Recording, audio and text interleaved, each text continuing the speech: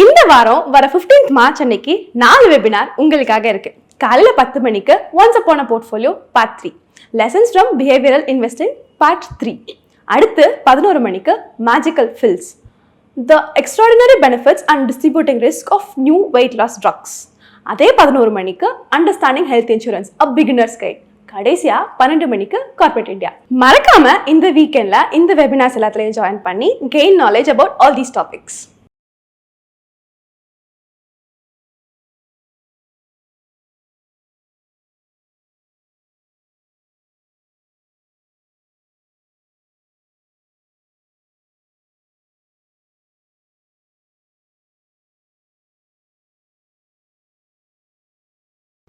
Small இன்வெஸ்டர்ஸ்க்கு ஏன் safety ரொம்ப முக்கியம்? கடந்த சில ஆண்டுகளில் ஸ்மால் இன்வெஸ்டர்ஸ் லட்சக்கணக்கில் ஸ்டாக் மார்க்கெட்டுக்குள்ள வந்திருக்காங்க. தமிழ்நாட்டிலேயே மில்லியன்ஸ் ஆஃப் அக்கௌண்ட்ஸ் ஓப்பன் ஆயிருக்கு. Demat plus trading account open பண்றதுங்கிறது எல்லாருக்குமே ஒரு ஆஸ்பிரேஷன்.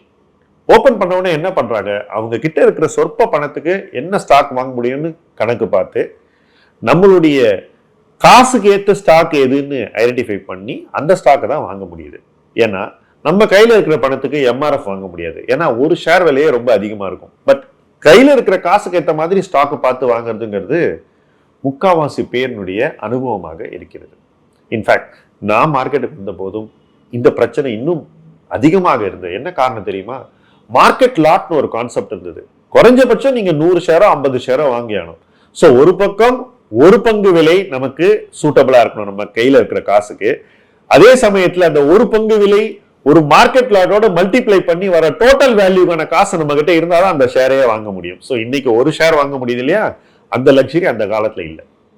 ஸோ இன்னைக்கு மார்க்கெட் இந்த மாதிரி நேரடியாக பங்குகளை வாங்குபவர்களுக்கு ரொம்ப சாதகமான ஒரு கட்டமைப்பை கொண்டிருக்கிறது.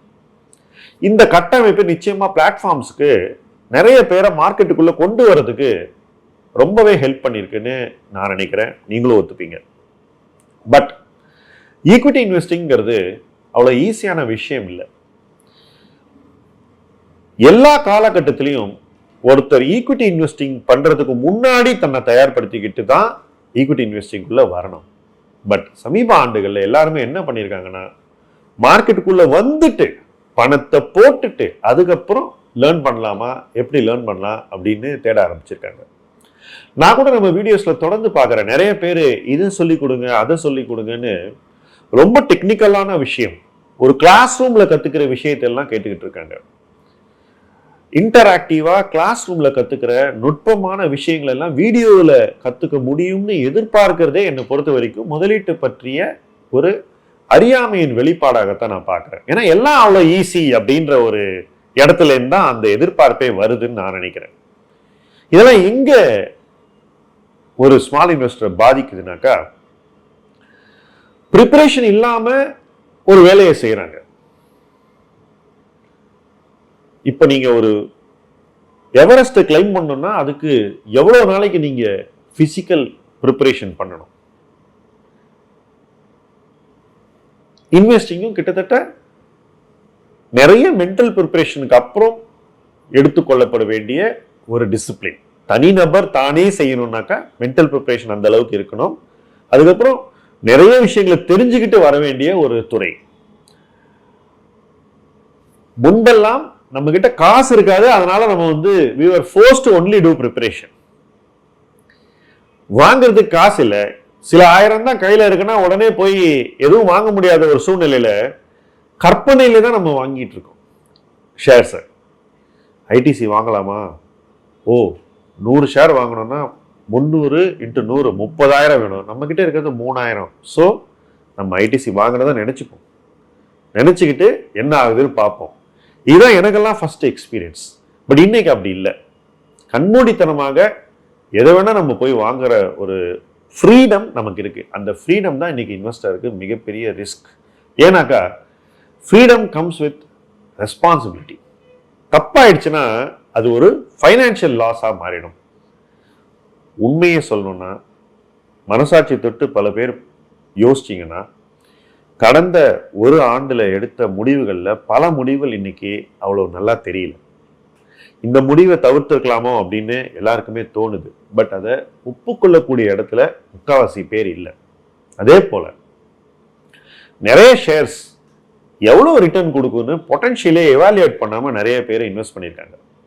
லாஸ்ட் வீக்கெண்ட் எனக்கு கொஞ்சம் உடம்பு சரியில்லை. ஸோ சாட்டர்டே நான் வந்து ஆஃபீஸுக்கு வரல, வீட்டில் ரெஸ்ட் எடுத்துகிட்டு இருக்கும்போது ஜஸ்ட்டு ஒரே ஒரு ஷேர் எடுத்து பார்த்தேன். 2014 560 இருந்தது இந்த ஷேர். 2014 560 இருக்கிற ஷேர் இன்னைக்கு 2024 650 இருக்கு.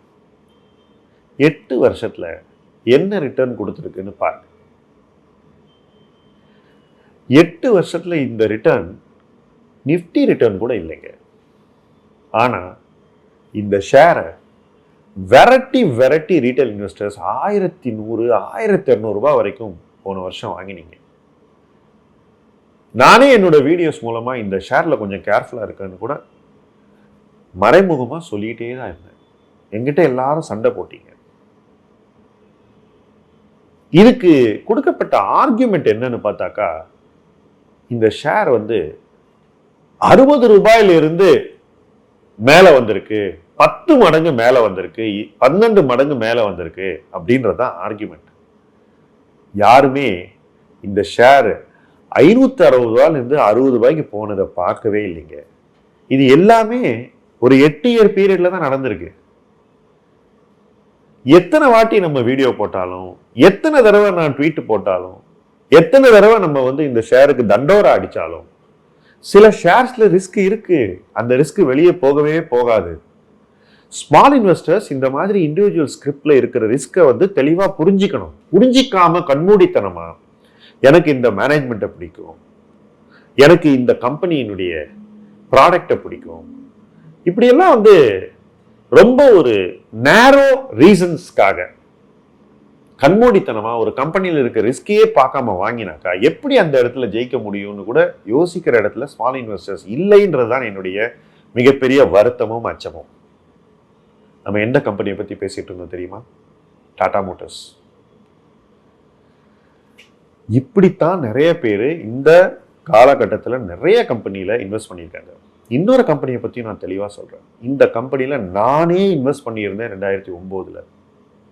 நான் இந்த கம்பெனியிலிருந்து வெளியேறது தான் என்னுடைய மிகப்பெரிய சக்சஸ் என்று நான் நினைக்கிறேன். நான் வெளியேறியது 2011. இன்னைக்கு 13 வருஷம் ஆயிடுச்சு. இன்னைக்கு கூட நான் வெளியேறின விலை வரலைங்க. அதுதான் ஃபேக்ட். இந்த கம்பெனியிலையும் லட்சக்கணக்கான பேர் நேரடியா போய் ஷேரை வாங்கி வச்சுக்கிட்டு இன்னைக்கும் அந்த ஷேர் ஏறும்னு வெயிட் பண்ணிட்டு இருக்கீங்க.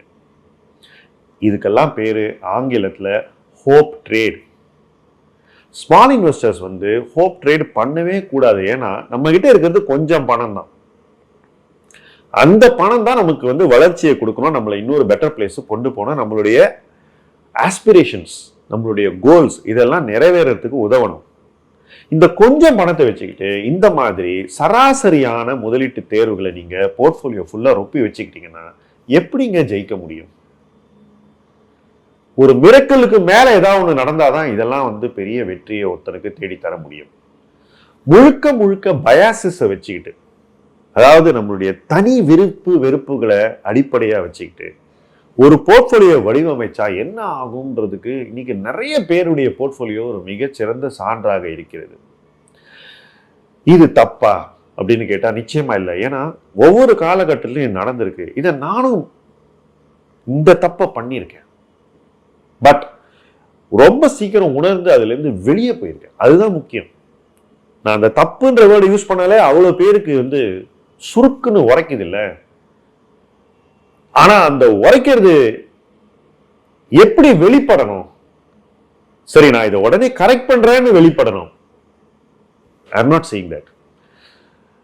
ஓகே, நீங்க எப்படி இருக்கணுமோ அப்படி இருந்துக்கலாம். பட் எப்படி நம்ம வந்து ஒரு விஷயத்தை உணர்ந்து அதன் வெளிப்பாடை வந்து நம்ம எப்படி கொண்டு வரோமோ, நம்ம எப்படி ரியாக்ட் பண்றோமோ அதுதான் நம்முடைய வளர்ச்சி. ரியாக்ட் பண்ண மறுத்தா அது வளர்ச்சி இல்லை. இன்னைக்கு ஸ்மால் இன்வெஸ்டர்ஸ் ரியாக்ட் பண்ற விதம் வளர்ச்சிக்கான விதமாக எனக்கு தெரியவில்லை. இதை நான் திரும்ப திரும்ப சொல்லிக்கிட்டே இருக்கேன். இதை கேட்கிற பக்குவம் கூட இந்த வீடியோவை பார்க்குற பலருக்கு இல்லை என்பது எனக்கு நன்றாக தெரியும். இருந்தாலும் அதை நான் தெளிவாக சொல்லிக்கொண்டே இருப்பேன். என்ன காரணம்னா, ஒரு சமூகத்துல தவறான நம்பிக்கைகளை அடிப்படையாக கொண்டு ஒரு பெரிய குரூப் தொடர்ந்து போய்கிட்டே இருந்தார். அதனால் ஏற்படும் கால விரயம், வாய்ப்பு இழப்பு, ரியல் லாஸ் ரொம்பவே தவிர்க்கக்கூடியது. அதை தவிர்க்க முடியுமா என்றுதான் நம்ம இப்பவும் பார்த்துக்கிட்டு இருக்கோம். ஹோப்ஃபுல்லி சில பேர் அதை தவிர்ப்பார்கள். அந்த சில பேருக்காகத்தான் இந்த வீடியோ. இந்த பயணம் தொடரும். யார் இதில் பயன் பெறுகிறார்கள் என்பது முக்கியமல்ல, பயன் பெறுவோருக்காக இந்த பயணம் தொடர வேண்டும் என்பதே முக்கியம். இணைந்து பயணிப்போம். முதலீட்டு களம் உங்கள் களம். நன்றி.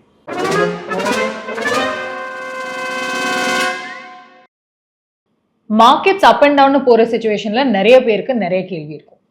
நம்ம ஃபண்ட் நல்லா பெர்ஃபார்ம் பண்ணுதா, இப்போ இன்வெஸ்ட் பண்ண கரெக்டான டைமா, கேஷை யூஸ் பண்ணமா இல்லை கண்டினியூ பண்ணுமா, எங்க இன்வெஸ்ட் பண்ணணும், இந்த மாதிரி நிறைய கேள்வி வரும். அதுக்கு தான் ஆஸ்க் M2W எனிதிங். நம்ம personal finance and market related டவுட்ஸ்க்கு டைரக்டா எங்க எக்ஸ்பர்ட்ஸே ஆன்சர்ஸ் கொடுக்குற ஒரு சூப்பர் இனிஷியேட்டிவ். ஆனா எப்படி பார்ட்டிசிபேட் பண்றது? சிம்பிள். வீடியோ டிஸ்கிரிப்ஷன்ல இருக்கிற ஃபார்மை ஃபில் பண்ணுங்க, உங்களோட டவுட்ஸை ஷேர் பண்ணுங்க. Ask M2W anything because the right advice matters.